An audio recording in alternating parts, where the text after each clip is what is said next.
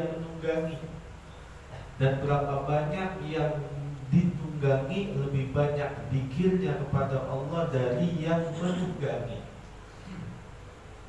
Nah sekarang itu kan banyak orang seumpama berkendaraan megang HP, main HP, padahal itu membahayakan dirinya ataupun membahayakan orang lain. Kalau di negara-negara yang maju, seumpama di Eropa, itu bisa kena denda tilang besar. Orang yang mengendarai mobil atau mengendarai motor sambil megang HP. Kenapa? Karena di satu sisi itu membahayakan dirinya dan membahayakan orang lain. Dalam satu makalah usul fikih itu diambil juga dari sebuah hadis, la dharar wala dirar. Jangan kamu melakukan suatu perkara yang membahayakan dirimu atau membahayakan orang lain. Jadi naik motor sambil pegang HP, sambil baca HP, naik mobil sambil melihat HP. Itu membahayakan dirinya atau membahayakan orang lain. Jadi asbabul wurudnya Nabi itu melihat ada orang yang ngobrol-ngobrol di atas kendaraan. Di satu sisi itu menyakiti daripada hewan-hewan tunggangannya. Kalau kepada hewan saja kita dilarang untuk menyakiti, kira-kira bagaimana kepada umat manusia?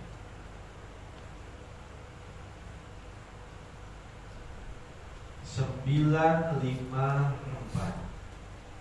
Irka'u ay sallu hatainir raqataini fi buyutikum.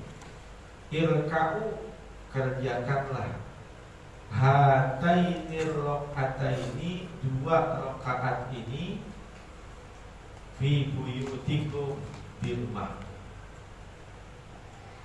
Kerjakanlah dua rakaat ini di rumahmu.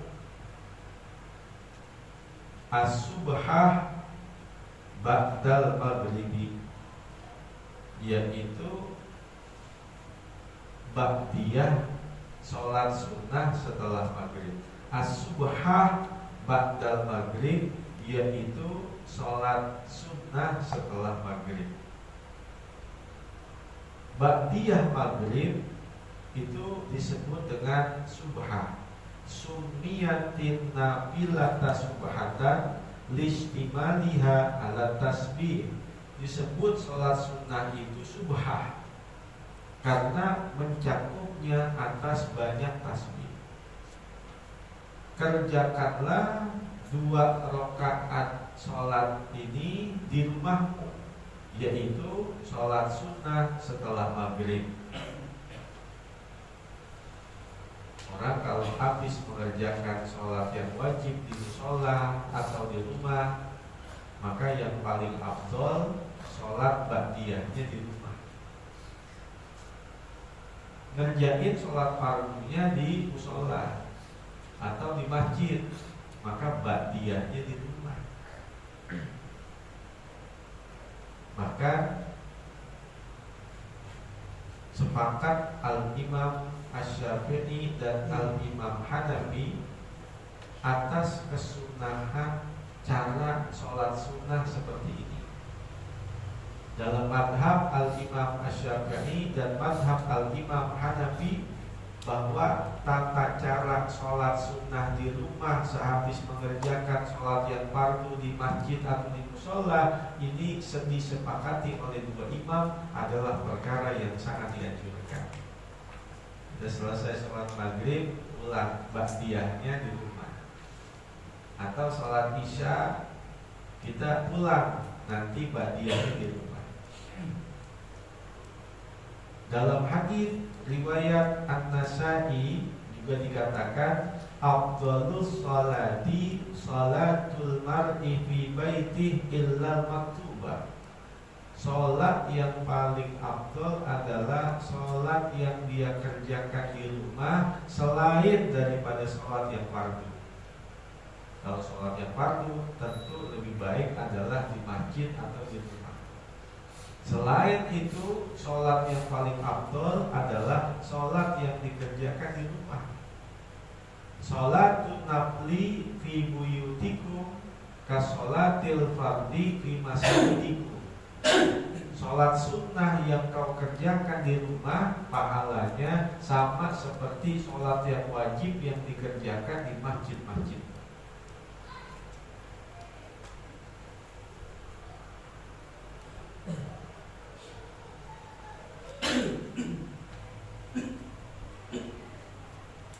Urmu warkamu,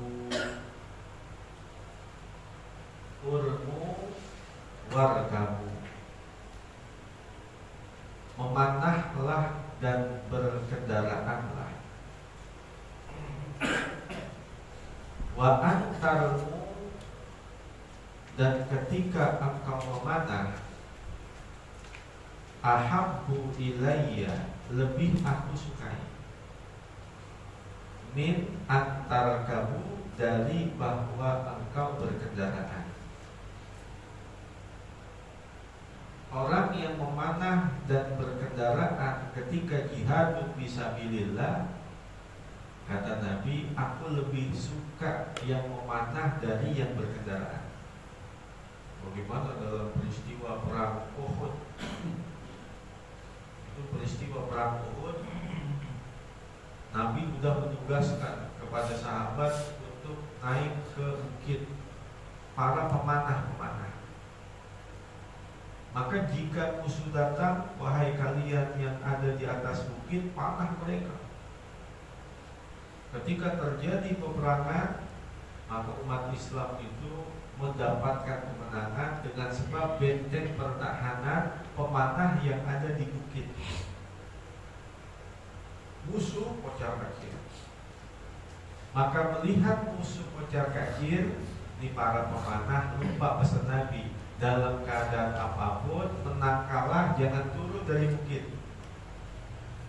Maka ketika musuh sudah kocar kacir, meninggalkan barang-barangnya, harta ghanimah, harta rampasan, ini tukang manah terpesona. Akhirnya mereka turun dari bukit mengambil harta rampasan. Maka pada waktu itu ada seorang yang bernama Khalid ibn Walid yang belum masuk Islam sebagai panglima waktu itu. Mereka diambil komandоnya, naik ke atas bukit. Kalau tadi umat Islam yang manahin, gantian umat Islam yang dipanahin oleh pasukannya Khalid ibn Walid yang waktu itu belum masuk Islam. Gantian kocar kacir tentara kaum muslimin.